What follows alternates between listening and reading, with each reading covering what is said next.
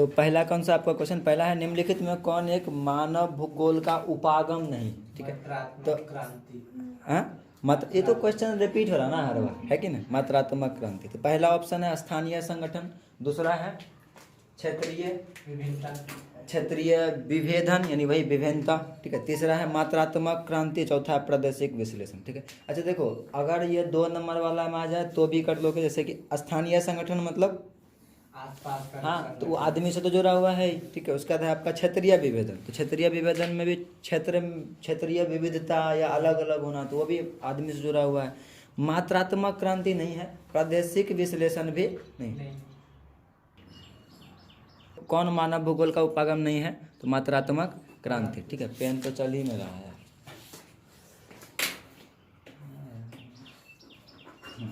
दूसरा क्वेश्चन देखिएगा, दूसरा क्वेश्चन है नव निश्चयवाद संकल्पना का प्रतिपादन किसने किया था।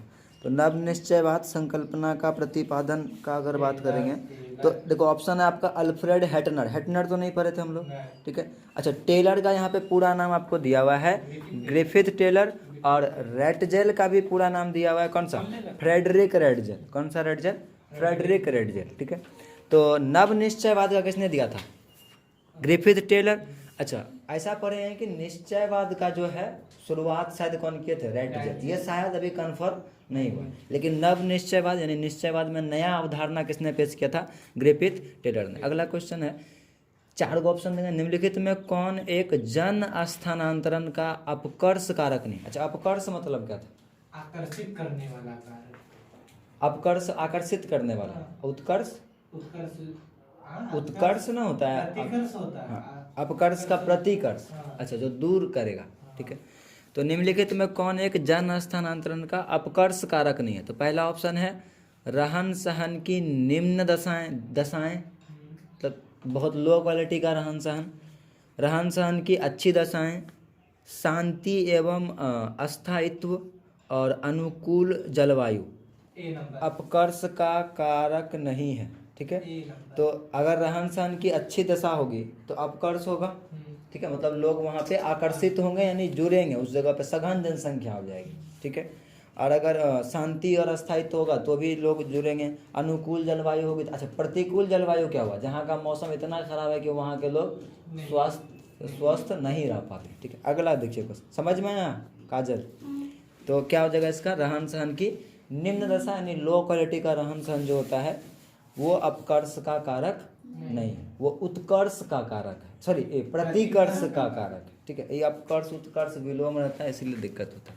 अगला देखो, निम्नलिखित में किस देश का लिंग अनुपात विश्व में सर्वाधिक है, यानी कि स्त्रियों की संख्या पर पुरुषों की संख्या क्या है, अधिक है, ये होता है लिंग अनुपात, ठीक है। तो देखिए आपका ऑप्शन इसमें लेकिन अलग अलग, पहला ऑप्शन है संयुक्त अरब अमीरात, दूसरा ऑप्शन है फ्रांस, तीसरा है जापान, चौथा है लाटविया।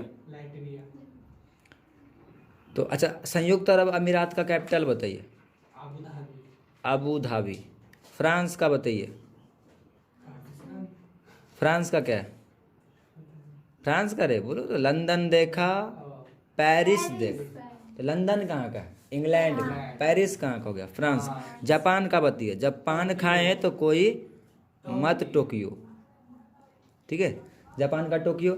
अच्छा लाटविया का क्या है, ठीक है, तो लाटविया का देखना पड़ेगा, देखिए तो लाटविया का क्या है राजधानी, हाँ लाटविया का राजधानी, और इसका आंसर है आपका 4 का 2 नंबर, यानी कि लाटविया ही है। लाटविया में लिंग अनुपात सबसे अधिक है, यानी कि स्त्रियों की संख्या क्या है 1085, लिंग अनुपात सबसे सर्वाधिक है, कहने का मतलब अधिक है मतलब स्त्रियों की संख्या पुरुषों की संख्या में लड़कों की संख्या में लड़कियों की संख्या अच्छी है, ठीक है ऐसा।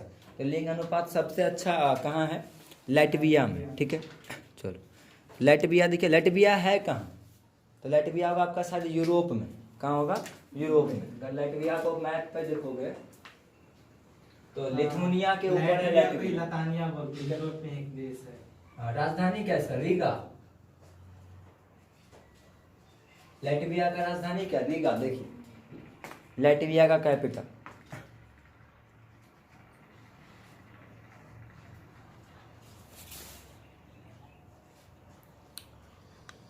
मेरी रीगा। हाँ रीगा ना। तो अगला क्वेश्चन देखिए, अगला क्वेश्चन है निम्नलिखित विद्वानों में किसने मानव विकास सूचकांक निर्मित किया। निम्नलिखित विद्वानों में किसने मानव विकास सूचकांक, ऑप्शन ठीक है। तो पहला आपका है राइट जेल, दूसरा है प्रोफेसर अमृत, अच्छा प्रोफेसर अमृत सेन कौन है, भारत के बहुत बड़े अर्थशास्त्री, ठीक है। इनको नोबेल प्राइज़ भी मिला है, इनके बेटा को भी मिला है नोबेल प्राइज़ इधर, ठीक है।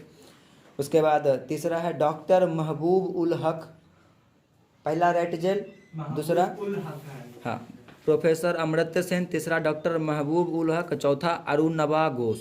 तो उल हक। इन चारों में मानव विकास सूचकांक किसने निर्मित किया, ठीक है। उल हक। तो महबूब उल हक, हाँ।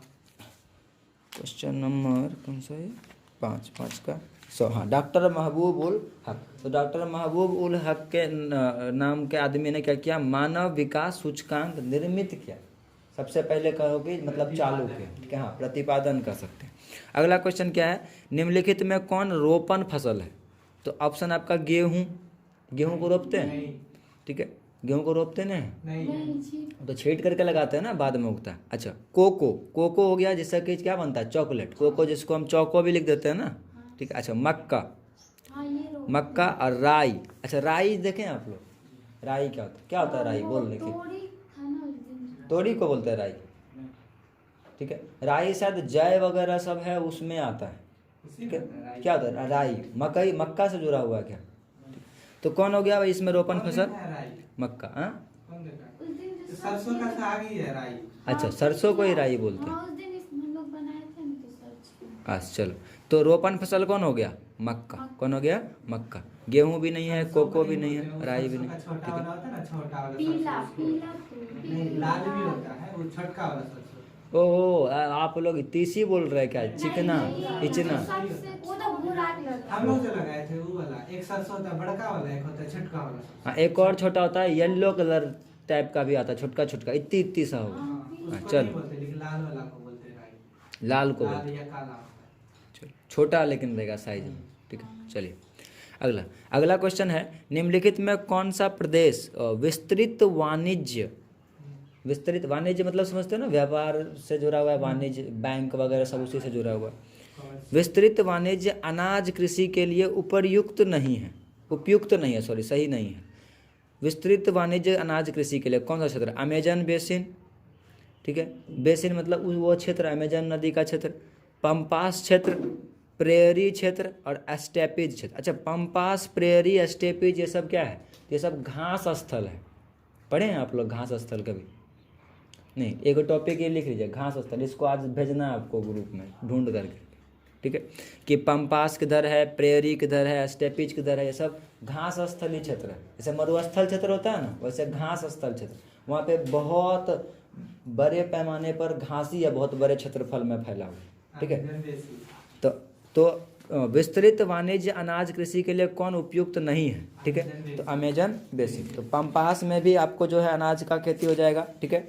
उसके बाद प्रेयरी क्षेत्र में भी हो जाएगा, स्टेपीज क्षेत्र में भी हो जाएगा, लेकिन अमेजन बेसिन में विस्तृत अनाज कृषि नहीं हो पाती है, ये बात रखना नहीं हो पाती है, ठीक है। इन्हें किसी को याद रखना विस्तृत अनाज के लिए, ठीक है।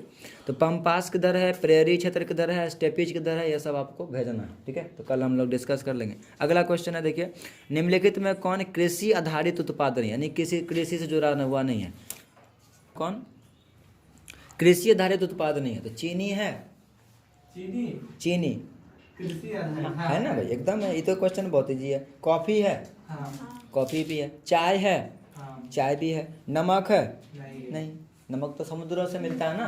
अच्छा नमक से याद है, बताओ नमक कानून का उल्लंघन महात्मा हाँ, गांधी ने कौन किया से था, दांडी मार्च किया था। हाँ दांडी मार्च किया था, कहाँ से कहाँ किया था, दांडी से गुजरात अहमदाबाद से ना, अहमदाबाद से ना शुरू किया था, हाँ साबरमती आश्रम हाँ अहमदाबाद साबरमती आश्रम से दांडी तक जो है, ठीक है। तो अच्छा ये इसमें कितने लोगों ने भाग लिया था, 24 दिन, ठीक है, 24 दिन आराम से याद रह जाए आपको। चक्र से, चक्र में भी 24 स्पोक है। अच्छा कितने अनुयायियों ने इसमें भाग लिया था शुरुआती में, ये आप याद रख लो, शायद 72 थे, बाद में ये 300-400 के आसपास हो गए, तो ये देख लेना था कितने अनुयायियों ने शुरू, इतिहास में होगा आपका पढ़ाया हुआ। अच्छा, नमक कानून का उल्लंघन जो किया गया, तो फिर कौन से आंदोलन का शुरुआत किया गया वहीं से? सविनय अवज्ञा आंदोलन, ठीक है। अच्छा हाँ, 1930 मार्च था ना, शायद 12 मार्च में ही है। 12 ही होगा, 12 या 13 मार्च ऐसे। अच्छा, अगला क्वेश्चन, निम्नलिखित क्रियाकलापों में किसमें उच्च स्तरीय अन्वेषण सम्मिलित किए जाते हैं? उच्च स्तरीय अन्वेषण, अन्वेषण आज ही पर है, कोई बताएगा बिना ऑप्शन दिए? अन्वेषण, शोध करना। हाँ। प्राथमिक क्रियाकलाप में तो कभी नहीं होगा, द्वितीय क्रियाकलाप में भी नहीं होना चाहिए, चतुर्थ क्रियाकलाप, पंचम क्रियाकलाप में किसमें? चतुर्थ में, क्योंकि पंचम में क्या था आपके? पढ़े लिखे वैज्ञानिक ये सब लोग थे, ठीक है। तो चतुर्थ क्रियाकलाप एक बार देख लेते हैं, ठीक है। अरे यहाँ पे देखो 9 का अ दे दिया है, ठीक है, प्राथमिक क्रियाकलाप, लेकिन ये नहीं होगा। आंसर क्या होगा? चतुर्थ क्रियाकलाप, क्योंकि अन्वेषण और ये सब उसी में था ना। अब ये भी हो सकता है कि उच्च स्तरीय अन्वेषण है तो प्रथम में डाल दे क्या, लेकिन नहीं, अन्वेषण का किस में था? अन्वेषण और खोज सब का कौन सा क्रियाकलाप में था? चतुर्थ में। एक बार देखिए तो सर,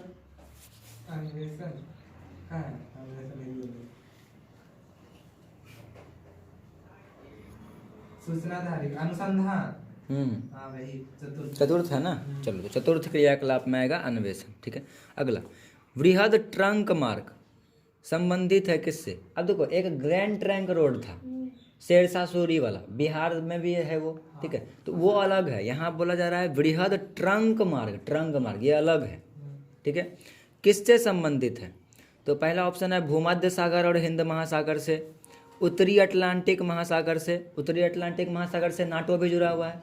अच्छा बताओ, नाटो की स्थापना कब हुई थी? 49 में। अच्छा, नाटो में कितने देश लगभग शामिल हैं? ये याद नहीं, कितने? 20। आई होप के लगभग, हमको जहाँ तक याद है 30 के आसपास है, 30 थे या फिर 20 ही हो, 30 जहाँ तक है, क्योंकि बताते थे कि नाटो का अगर कोई उल्लंघन किया तो 30 देश मिल करके ऐसे कुछ करके बताते थे, ठीक है।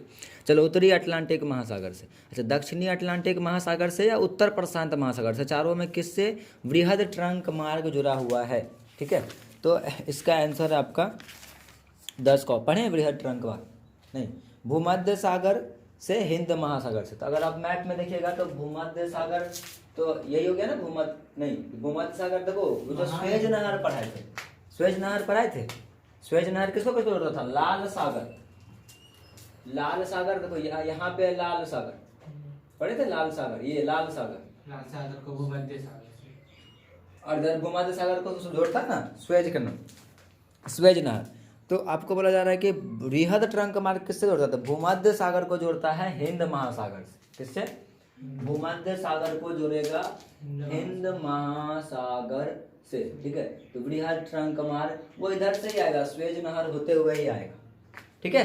तो वृहद ट्रंक मार्ग किसको जोड़ता है? भूमध्य सागर को हिंद महासागर से। हो सकता है ऑप्शन गलत हो तो ये गलत भी हो सकता है, ठीक है। एक बार सर्च करिए वृहद ट्रंक मार्ग कहाँ से।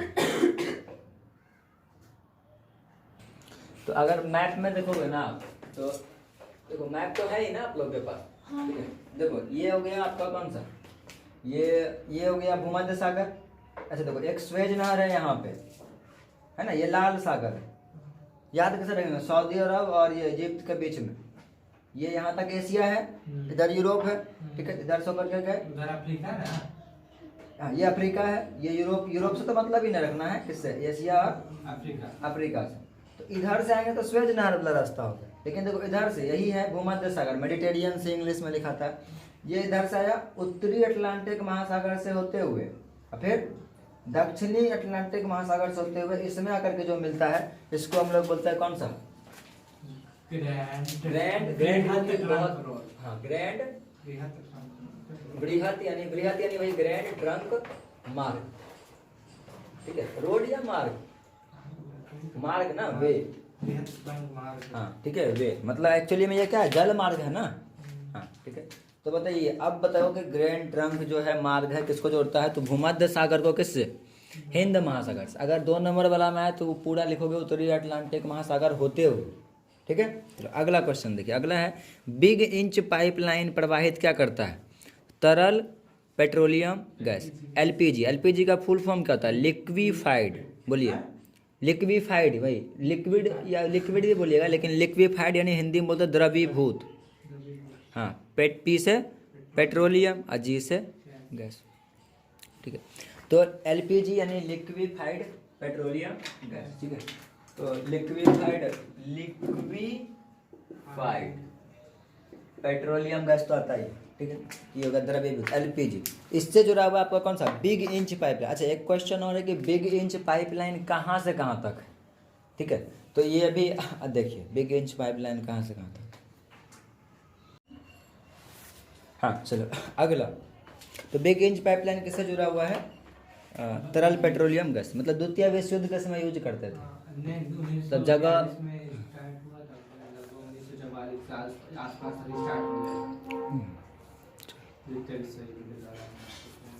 चलिए अगला है, स्वेज नहर किसको जोड़ते थे। अभी तुरंत ये क्वेश्चन हुआ, स्वेज नहर किसको जोड़ेगी बताइए। तो पहला ऑप्शन है अटलांटिक महासागर को प्रशांत महासागर से। ऐसा कुछ नहीं, अटलांटिक महासागर से प्रशांत इधर नहर होगा, नहीं है ऐसा संभव, ठीक है। अगर तुम मैप पे देखोगे तो ये क्या हो गया एशिया, ये क्या हो गया यूरोप, ये क्या हो गया अफ्रीका, ये क्या उत्तरी अमेरिका। दक्षिण बोल रहा है क्या अटलांटिक महासागर को प्रशांत से, इधर तो है ना स्वेज नहर, तो यहाँ पे है ना, ठीक है। दूसरा ऑप्शन है आपका भूमध्य सागर को लाल सागर से, ये सही है। भूमध्य सागर को कैसे जोड़ता है, लाल सागर से जोड़ता है, ठीक है। तो यही हो जाएगा आंसर। तीसरा है भूमध्य सागर को हिंद महासागर से, ये भी गलत है। चौथा है आपका भूमध्य सागर को आर्कटिक महासागर से, ऊपर आर्कटिक ऊपर है ना, आर्कटिक महासागर पता है कि नहीं साक्षी, ऊपर ध्रुव, अंटार्कटिक नीचे, आर्कटिक ऊपर, उत्तरी ध्रुव पे है आर्कटिक, अंटार्कटिक नीचे, अंटार्कटिका महादेश है ना, ठीक है। अंटार्कटिका महादेश भी है, उसके आसपास के सागर को हम लोग अंटार्कटिक भी बोलते हैं, ठीक है। अटलांटिक, अटलांटिक तो हो गया वही तो, नॉर्थ अटलांटिक, उत्तरी अटलांटिक और दक्षिणी अटलांटिक, ठीक है। चलिए, तो स्वेज नहर किसको जोड़ती है, भूमध्य सागर को किससे, लाल सागर से, ठीक है। स्वेज नहर दुनिया की सबसे लंबी नहर, हाँ लंबी नहर, ठीक है। मैप पे नहीं दिखेगा, लेकिन इसमें तो देखे थे आप लोग भी, देखे थे ना। अगला क्वेश्चन देखो, आर्थिक क्रियाओं में कौन ग्रामीण अधिवासों से संबंधित है। आर्थिक क्रिया में निरूपया के साथ जुड़ा हुआ, कौन ग्रामीण अधिवासों से संबंधित है। तो पहला है प्राथमिक, आर्थिक क्रियाओं में कौन ग्रामीण अधिवासों से संबंधित है। निम्नलिखित आर्थिक क्रियाओं में गांव से जुड़ा हुआ, प्राथमिक, द्वितीयक, तृतीयक, चतुर्थ, ठीक है। तो प्राथमिक ही होना चाहिए ना, रुको एक मिनट देखने दो इसको। 13 का 100, तृतीयक, आर्थिक क्रियाओं में कौन ग्रामीण अधिवासों से संबंधित है। आर्थिक क्रिया में, आर्थिक यानी रुपया पैसा, हो सकता है सेवा से जोड़ कर करके बताया जा रहा है, ठीक है। कैसे खनन आता होगा, लेकिन आर्थिक क्रियाओं में ग्रामीण अधिवासों से, ठीक है, जो ग्रामीण अधिवास से समझ। चलो ये क्वेश्चन उतना नहीं हुआ क्लियर, ठीक है। अगला, किस प्रकार की बस्ती सड़क, नदी और नहर के किनारे पाई जाती है। तो हो गया है क्वेश्चन, वृत्ताकार, रेखीय, वर्गाकार, चौकपट्टी। तो आंसर क्या होगा इसका, रेखीय। 14 का बी, 14 देखो यहाँ पे देखो अलग दे दिया है, ठीक है। 14 का दिया हुआ है 2, चौकपट्टी नहीं, रेखीय पर है ना, रेखीय होगा, ठीक है। तो गलत भी रहता है कोई कोई सा, ठीक है। चलो तो रेखीय। अगला, निम्नलिखित में कौन इथोपिया की राजधानी, आज सुबह में ही पढ़े, ऑप्शन देंगे ऐसे बताओ। हाँ टोक्यो, टोक्यो जापान का है, टोक्यो क्या, टोक्यो कहाँ का है, जापान। पेरिस कहाँ का है, फ्रांस का। पहला ऑप्शन है कैनबरा, कैनबरा कहाँ का बताइए, ऑस्ट्रेलिया, ऑस्ट्रेलिया का क्या है कैनबरा, ठीक है।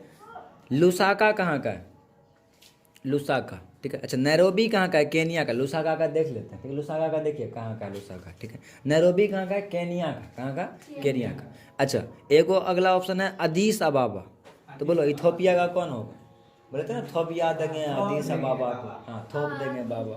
तो इथोपिया का राजधानी कौन हो गया, अदीस अबाबा। लुसाका कहाँ का राजधानी है, लुसाका खुद राजधानी है, कहाँ का, लुसाका।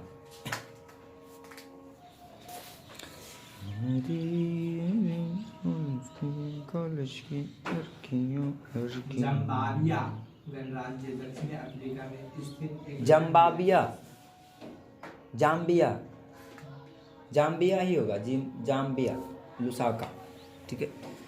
तो इथोपिया का क्या हो गया, अदीस अबाबा। अगला क्वेश्चन बताइएगा, निम्नलिखित में कौन सांस्कृतिक नगर है? जेरूसलम, हरिद्वार। नहीं नहीं, ये दूसरा शहर सबका बोल रहा है। Jerusalem, Manchester, Osaka, Frankfurt. Jerusalem सांस्कृतिक नगर। अच्छा, जेरूसलम कहाँ की राजधानी है बताइए? इजराइल। हाँ, इजराइल का, ठीक है। तो इजराइल का राजधानी है जेरूसलम, और वही है क्या, सांस्कृतिक नगर, ठीक है। मतलब अब मुस्लिम समुदाय से, संस्कृति से जुड़े हुए। का जन्म हुआ था। यीशु का जन्म वहीं हुआ, इजराइल में, ठीक है। इजराइल का यीशु का जन्म वहीं हुआ। अच्छा, यीशु का होगा, क्योंकि पोप लोग, अच्छा पोप लोग कहाँ रहते हैं ईसाई धर्म में? इटली में, कहाँ, रोम में, ठीक है, रोम जो वहाँ की राजधानी है। अच्छा, अगला क्वेश्चन, निम्नलिखित में कौन आंतरिक सामुद्रिक पत्तन नहीं है? आंतरिक सामुद्रिक पत्तन, ठीक है। आंतरिक मतलब अपने देश में ही जो यूज करते हैं, ठीक है। पहला है कोलकाता, ये है कि नहीं? हैं? नहीं है। एथेंस, मैनचेस्टर, मेम्फिस, ठीक है। आंतरिक समुद्रिक पत्तन, ठीक है। क्या दे दिया? 17 का 2, मेम्फिस। कोलकाता भी है आंतरिक समुद्रिक पत्तन, एथेंस भी है। मतलब देश का बात नहीं किया जाएगा आंतरिक समुद्रिक पत्तन से, तो ठीक है। मतलब जो सामुद्रिक पत्तन है बस ये किया जा रहा है। आंतरिक का मतलब हो गया कि नहीं है।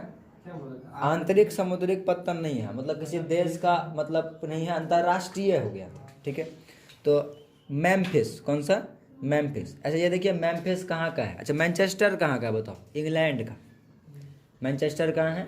इंग्लैंड। वहाँ पे भी सूती कपड़ा खूब होता है, कपड़ा उपड़ा, इसीलिए भारत का मैनचेस्टर किसको बोलते हैं? मेम्फिस। भारत का मैनचेस्टर किसको? मेम्फिस। अहमदाबाद। अहमदाबाद को बोलते हैं, वहाँ भी खूब आना होता है ये कपड़ा वगैरह सब, ठीक है। अच्छा, दक्षिण भारत का मैनचेस्टर किसको बोलते हैं? आज सुबह में ही पढ़े थे। दक्षिण भारत का मैनचेस्टर किसको बोलते हैं? ठीक है, ऑप्शन क्या देते हैं? दक्षिण भारत का मैनचेस्टर आज ही सुबह में पढ़े हैं ना, तमिलनाडु में। ठीक है। चेन्नई, सोलापुर, कोयम्बटूर, अहमदाबाद। तो कोयम्बटूर, ठीक है। चल, कहाँ दिखा रहा है? तो मेम्फिस नहीं दिखा रहा, ये पत्तन हो सकता नहीं होगा, ठीक है। तो कोलकाता भी है। एथेंस कहाँ है? यूनान में है, ठीक है। ग्रीस का राजधानी एथेंस, ठीक है। एथेंस हो गया, उसका मैनचेस्टर हो गया, उसका क्या चीज़? मेम्फिस, ठीक है। आंतरिक समुद्री पत्थर नहीं है वो। हाँ, नहीं है, मतलब नहीं ठीक है। वही तो आंतरिक वर्ड समझना है, यहाँ पे अंतरराष्ट्रीय होना चाहिए या फिर ऐसा होना चाहिए, तो चलो ठीक है। लेकिन समुद्री पत्थर ये तो कोलकाता हल्का अंदर घुसता है ना। हाँ, वैसे भी समझ सकते हैं, लेकिन आप अंदर घुसता होगा। ये क्वेश्चन ऐसा हुआ कि कौन सा सामुद्रिक पत्तन है ही नहीं, ऐसा भी हो सकता है, ठीक है। तो मेम्फिस क्या हो गया, आया हुआ है पहले क्वेश्चन में, तो याद रखिए आंतरिक समुद्री पत्तन मेम्फिस नहीं होगी, पूछ सकता है, ठीक है। अगला, 2011 की जनगणना के अनुसार भारत में किस राज्य की जनसंख्या सबसे कम है? कम है। सबसे कम जनसंख्या, मणिपुर, नहीं। अरुणाचल प्रदेश, नहीं। नागालैंड, नहीं। सिक्किम, ठीक है। किस राज्य की जनसंख्या सबसे कम है? तो क्या हो जाएगा? सिक्किम, ठीक है। सिक्किम की जनसंख्या क्या है? सबसे कम, 2011 की जनगणना के अनुसार। अभी फिर जो जनगणना होगा अभी इसी साल 2021 में, उसका देखते हैं फिर क्या क्या रिजल्ट निकलता है। तो अगला क्वेश्चन है, निम्नलिखित में किस परिवार की जनसंख्या सबसे कम है? परिवार मतलब क्या होता है? परिवार मतलब समझ लीजिए ग्रुप एक, ठीक है, उस समुदाय के लोग, ठीक है, ऐसे, ठीक है। तो सबसे कम है जनसंख्या, तो कौन से परिवार है? किस भाषा के परिवार है की? ऑस्ट्रिक, द्रविड़, चीनी तिब्बती, भारतीय यूरोपीय। चीनी तिब्बती 19 का ऑस्ट्रिक दे रहा है आंसर, हाँ हो सकता है, ठीक है। ऑस्ट्रिक, ठीक है, जाति के लिए यूज होता है। जनजाति है, ठीक है। तो ऑस्ट्रिक एक भाषा है जो कि जिसकी जनसंख्या इस भाषा को बोलने वाले लोगों की जनसंख्या सबसे कम। ऑस्ट्रिक, अच्छा ऑस्ट्रिक से एक वर्ड याद है, ऑस्ट्रिच। देखो ऑस्ट्रिच भी लिखा था। ऑस्ट्रिच मतलब क्या होता है, कोई बताएगा? ऑस्ट्रिच मतलब होता है गिद्ध, सर ये शुतुरमुर्ग, क्या होता है? शुतुरमुर्ग, ठीक है, ऑस्ट्रिच। चलो अगला क्वेश्चन, तो किस भाषा परिवार की जनसंख्या सबसे कम है? ऑस्ट्रिक की जनसंख्या, ऑस्ट्रिक भाषा बोलने वाले लोगों की जनसंख्या क्या है? बहुत ही कम। अगला 2011 की जनगणना के अनुसार बिहार में प्रति वर्ग किलोमीटर जनसंख्या घनत्व कितना है? बिहार का पूछ रहे हैं। प्रति वर्ग किलोमीटर कितनी जनसंख्या? 1006, 1106, 1136, 1166। 36 ही होना चाहिए। एक मिनट रुको, तो यहाँ 1006 दिया हुआ है, हमको ये भी गलत लग रहा है। 2011 की जनगणना के अनुसार बिहार में प्रति वर्ग किलोमीटर, देखिए 2011 का सेंसस के अकॉर्डिंग बिहार का जनसंख्या घनत्व प्रति वर्ग किलोमीटर, आंसर दे दिया 1006, 1006, 1106 है ना। चलो ठीक। अच्छा देखते हैं सब क्वेश्चन को, और हो सकता है और भी डाटा हो लग। अच्छा अगला क्वेश्चन 2011 की जनगणना के अनुसार। अच्छा जनगणना से बताओ पहली जनगणना कब हुई थी? अच्छा उसका देख लीजिए, पहली जनगणना कब हुई थी? पूर्ण जनसंख्या नहीं, पहली नॉर्मल जनगणना कब हुई थी? 72 में। कौन किया था? Lord Mayo. अच्छा पहली पूर्ण जनगणना कब हुई थी? पका हुआ जनगणना तो कौन किया था? रिपन, है ना। ठीक है चलो, तो मिला सर कितना? 1106। चलो वही मान के चलते हैं, फिर देखते आगे और क्वेश्चन रिपीट भी कर सकता है। अच्छा अगला क्वेश्चन 2011 की जनगणना के अनुसार भारत की साक्षरता का प्रतिशत कितना है? 65.4, 74.04, 76.10, 77.18। ठीक है, तो 65 ही होना चाहिए। 21 का बॉ, ठीक है। 74.04 दिया हुआ है, ठीक है। ये सब भी देख लीजिएगा, ठीक है, क्योंकि अभी इस पे विश्वास नहीं हो रहा था ना, ठीक है। अगला तो 74.04 अभी याद रखें। 2000 कितना 11 की जनगणना के अनुसार भारत के ओवरऑल औसत मान निकलता है। क्या भारत के हर जगह 74, 100 में 74 लोग पढ़े हुए हैं? नहीं, औसत मान है। कहीं पे बहुत ज़्यादा है, कहीं पे बहुत कम है, ठीक है। कहीं पे तो 2-3% भी लोग मिलता है पढ़ा लिखा, ऐसा भी होता है। निम्नलिखित राज्यों में कौन कपास उत्पादक नहीं है? मतलब कपास नहीं उपजाता। महाराष्ट्र तो टॉप पे है, महाराष्ट्र तो टॉप पे है, ठीक है। आंध्र प्रदेश, हरियाणा, छत्तीसगढ़। तो हरियाणा किस चीज़ में फेमस है? गेहूँ, ठीक है। गेहूँ पंजाब सबसे अधिक है, ठीक है। तो अरे 22 का यहाँ अ दिया हुआ, यानी कि आंध्र प्रदेश, ठीक है। महाराष्ट्र, हरियाणा पूरा उठपटांग इसमें है, लेकिन दिया हुआ, ठीक है। आंसर पता नहीं इसमें क्या। तो कौन कपास उत्पादक नहीं है? देख लीजिएगा इसका, ठीक है, बताइएगा, ठीक है। ये क्वेश्चन का कौन सा कपास उत्पादक राज्य नहीं है? आंध्र प्रदेश, हरियाणा या छत्तीसगढ़, इन तीनों, ठीक है। अब महाराष्ट्र में है तो साउथ में तो कपास होता है। काली मिट्टी आंध्र प्रदेश में है। चलो अगला क्वेश्चन, अगला देखिए क्वेश्चन। निम्नलिखित में कौन भारतीय कृषि की विशेषता नहीं है? समस्या है? समस्या भाई, विशेषता नहीं।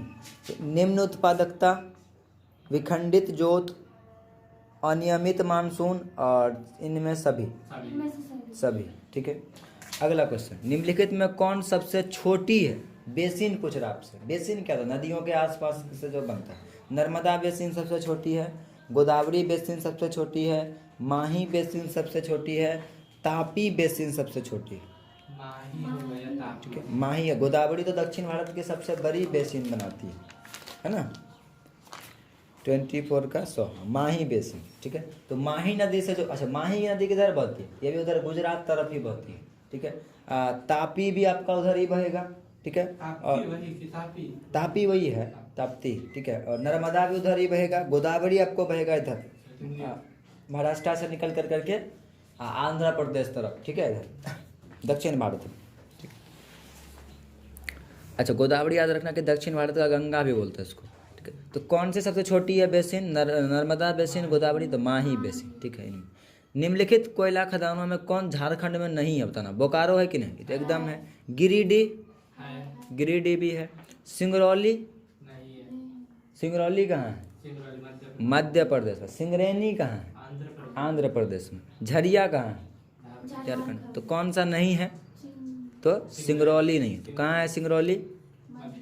MP में, ठीक है, मध्य प्रदेश, ठीक। सिंगरौली है मध्य प्रदेश में, सिंगरैनी है? सिंगरौली मध्य प्रदेश, सिंगरैनी सिंगरैनी कंफर्म हो ना? पर देख लीजिए। अगला क्वेश्चन है, निम्नलिखित नदियों में कौन पूर्व की ओर प्रवाहित नहीं होती। अब देखो नदी का अगर बात करेंगे तो अधिकतर नदियां किधर प्रवाहित होती हैं, पूर्व की ओर ही। नदी के बारे में जाना जाता है कि नदी किधर बहती है, पश्चिम से पूरब बहती है, ठीक है। जैसे गंगा देख लो, पूरब की ओर प्रवाहित हो रही है, ठीक है। तो कौन सा नदी बोल रहा है जो कि पूरब की ओर, पश्चिम की ओर भी बहुत सारी प्रवाहित, नर्मदा, ताप्ती, ठीक है, माही, ये सब पश्चिम की तरफ। गोदावरी किधर निकलती यहाँ से है लेकिन पूरब की ओर आती है, ढलान के कारण, ठीक है, सब इधर उधर होते रहता है, ठीक है। तो बताना कौन सा, लेकिन नदी का नाम थोड़ा उटपटांग। पहला है बैतरनी, दूसरा आपका स्वर्ण रेखा, तीसरा है तापी, चौथा है कृष्णा। तो कृष्णा तो होता है, तापी ही नहीं होता, अभी तुरंत पढ़े, ठीक है। तो तापी किधर मतलब पूरब की ओर प्रवाहित नहीं होता। स्वर्ण रेखा नदी किधर बहती है, झारखंड में बहती है, वो भी पूरब की ओर ही प्रवाहित होगी। बैतरनी भी पूरब की तरह ही होगी, लेकिन बैतरनी का मतलब जानते नहीं हम लोग किधर है बैतरनी। देखिए तो बैतरनी किधर प्रवाहित होती है, ठीक है। तापी होना चाहिए इसका आंसर। अब इसका भी गलत होगा तो फिर देखना पड़ेगा। देखो 26 का दिया है 2 कृष्णा, हट, ठीक है, गलत सलत एकदम आंसर यहाँ पर डाल दिया 20। जो बच्चा इससे याद करेगा वो गया, ठीक है, मतलब जो इससे आंसर हट लेगा वो दिक्कत में पड़ जाएगा, ठीक है। बैतरनी उड़ीसा में बहती है, ठीक है, तो उड़ीसा में बहती है, ठीक है। तो ये भी पूरब की ओर ही जाएगी, बंगाल की खाड़ी में, ठीक है, बंगाल की पूरब की ओर। स्वर्ण रेखा भी पूरब की ओर, कृष्णा भी पूरब की ओर। तो इसका आंसर क्या जाएगा, तापी। क्या जाएगा, तापी। तो 25 का आंसर देखते हैं क्या दिया। ये भी बंगाल की खाड़ी में रहता है। सो ये चलो ये सही है। कौन, कृष्णा, हाँ, कृष्णा भी तो पूरब की ओर। तापी बहती है पश्चिम की ओर, क्योंकि खंभात की खाड़ी में जाकर के गिरता है, ठीक है, गुजरात वाली, ठीक है, पश्चिम हो गया गुजरात। तो चलो अगला क्वेश्चन क्या है, निम्नलिखित राज्यों में किसमें हीराकुंड परियोजना अवस्थित है। हीराकुंड परियोजना तो महानदी पर तो है, लेकिन राज्य कौन सा है वो पूछ रहे हैं। तो है महानदी, ठीक है, उड़ीसा, छत्तीसगढ़, मध्य प्रदेश, महाराष्ट्र, ठीक है। छत्तीसगढ़, हमको तो उड़ीसा लगता है, उड़ीसा होना चाहिए, छत्तीसगढ़ या उड़ीसा। ठीक है, हाँ उड़ीसा ही होगा, ठीक है। उड़ीसा का राजधानी है क्या बताओगे, भुवनेश्वर। अच्छा, उड़ीसा में एक और जगह है कटक, कटक महानदी के किनारे, तो वहाँ से याद रखना है कि महानदी उड़ीसा में सबसे अधिक होती है, ठीक है। और वहीं पे है कौन सा आपका हीराकुंड परियोजना। तो हीरा यानी बहुत महान चीज, तो महानदी पे है। कहाँ पे, उड़ीसा। हीरा लेके उड़ जाना गायब, ठीक है, तो उड़ीसा। मज़ा आता है इसमें लाइन देने, ठीक है। तो अगला क्वेश्चन है, मतलब यहाँ देखो और यहाँ पे लाइन दो। निम्नलिखित राज्यों में किस में नरोरा, बताइए कहाँ है, किस राज्य में, उत्तर प्रदेश, महाराष्ट्र, गुजरात, कर्नाटक। तो कौन सा, उत्तर प्रदेश। अच्छा, महाराष्ट्र में कौन सा, तारापुर। गुजरात में कौन सा, गुजरात में भी था, हाँ रावत भाटा, गुजरात में पक्का, देखिए तो एक बार, ठीक है, कोटा तो राजस्थान में, ठीक है, हाँ कोटा राजस्थान। कर्नाटक में क्या था, कैगा था ना, कैगा परमाणु ऊर्जा संयंत्र, ठीक है। गुजरात में कौन सा, देखो एक उकाई वगैरह सब भी, लेकिन वो सब तापीय विद्युत हो, ठीक है। एक कुल्टी है, कुल्टी बर्नपुर, ठीक है, ऐसे कुल्टी नहीं रे, कहाँ है कर्सी? वो सब याद नहीं, लेकिन नाम सुनते ना लगता है कि हाँ है। अच्छा जामनगर क्या है, तेल सोदा कारखाना, जामनगर, हाँ, सबसे बड़ा शायद है तेल सोदा, ये आया था मेरे एग्जाम, ये गुजरात में है, गुजरात में, हाँ एयरपोर्ट भी है यहाँ। ठीक है, हाँ। तो बताइए नरोड़ा कहाँ है, उत्तर प्रदेश में, ठीक है। चलो तो उत्तर प्रदेश में मिला क्या, रावत भाटा वगैरह राजस्थान में, ठीक है। काकरापाड़ा गुजरात, काकरा, काकरा तो उसे मतलब ये नहीं, देख तो जेठालाल में खाकरा, खाकरा खाता है ना पापा, तो गुजरात याद रह जाएगा, हाँ खाकरा फाफड़ा, फाफड़ा, हाँ फाफड़ा, जलेबी फाफड़ा, तो खाकरा याद आ रहा है। चलो काकरा वहीं से याद आ रहा है। अगला क्वेश्चन, पूर्व मध्य रेल मंडल का मुख्यालय, ये क्वेश्चन भी आ चुका है, ठीक है। तो कहाँ है, हाजीपुर, ठीक है। पूर्व मध्य रेलवे का मुख्यालय कहाँ हो गया, हाजीपुर या गोरखपुर, हाजीपुर, हाजीपुर है ना, पूर्व मध्य रेलवे, ठीक है, तो हाजीपुर, हाँ। चलो निम्नलिखित राज्यों में किस में विजयनगर लौह इस्पात केंद्र। अब विजयनगर आ गया तो राज्य का नाम देना होगा क्या, कौन होगा, कर्नाटक। कौन सा होगा, कर्नाटक, ठीक है। चलो निम्नलिखित में कौन सर्वाधिक जनसंख्या वाला मेगा नगर है, यानी कि हाँ मेगा नगर वही जहाँ मेट्रो ट्रेन वगैरह सब चल सकता है। तो अधिक जनसंख्या वाला मुंबई, दिल्ली, कोलकाता, चेन्नई। तो दिल्ली हुआ था उस दिन आप लोग का आंसर। ये देखते हैं ये क्या देता है आंसर। ये दे रहा है मुंबई। अब बताओ किसके साथ जाए। ठीक है, जहाँ तक हम भी पढ़े कि मुंबई ही है। ठीक है, ठीक। तो अब उसमें दिल्ली दे देता उस समय। तो देखते हैं, इससे सब क्वेश्चन को एक बार कंफर्म करना पड़ेगा। ठीक है, ठीक। गूगल वगैरह या 2-3 जगह और विकीपीडिया वगैरह। अच्छा देखो अगला, निम्नलिखित राज्यों में किसमें जवाहरलाल, अभी फिलहाल याद रखिए मुंबई। ठीक है, क्योंकि दिल्ली भी बोले आप, लेकिन दिल्ली से ज़्यादा मुंबई पढ़ चुके सबसे हैं। ज्यादा नगरीकृत जनसंख्या भी वहीं पे। हाँ मुंबई में। ठीक है, अगला, निम्नलिखित राज्यों में किसमें जवाहरलाल नेहरू समुद्री पत्तन अवस्थित है। ठीक है, तो महाराष्ट्र में होना चाहिए जवाहरलाल नेहरू समुद्री पत्तन। ठीक है, 32 का सी 100। हाँ महाराष्ट्र में है जवाहरलाल नेहरू समुद्री पत्तन।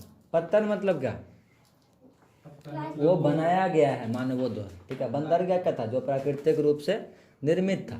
ठीक है, उसको थोड़ा खाली विकसित कर देगा, यही ना था रे? पत्तन पत्तन था ना प्राकृतिक। नहीं, बंदरगाह था प्राकृतिक। से बंदर प्राकृतिक, वैसे बंदरगाह प्राकृतिक, याद रख लेना। ठीक है, अगला क्वेश्चन, उत्तर दक्षिण गलियारा किसको जोड़ता है? उत्तर दक्षिण जम्मू कश्मीर और तिरुवनंतपुरम हो सकता है। ठीक है, आइए, बारामूला को तिरुलेनवली वैली से, ये सब गलत है। श्रीनगर से कन्याकुमारी सबसे बेस्ट आंसर। ठीक है, जम्मू से तिरुवनंतपुरम भी लगता है कि उत्तर दक्षिण है, लेकिन श्रीनगर से कन्याकुमारी कब से तो रटे आ रहे हो तुम लोग क्लास 10 से ही, है कि ना? भारत में सर्वाधिक संख्या में शरणार्थी कहाँ से आए? तो तिब्बत तो ऑप्शन में है। पहला ऑप्शन है श्रीलंका, दूसरा आपका बांग्लादेश, श्रीलंका, दूसरा नेपाल, तीसरा म्यांमार, चौथा बांग्लादेश। सबसे अधिक शरणार्थी कहाँ से आए? तो बांग्लादेश से 71 के समय में।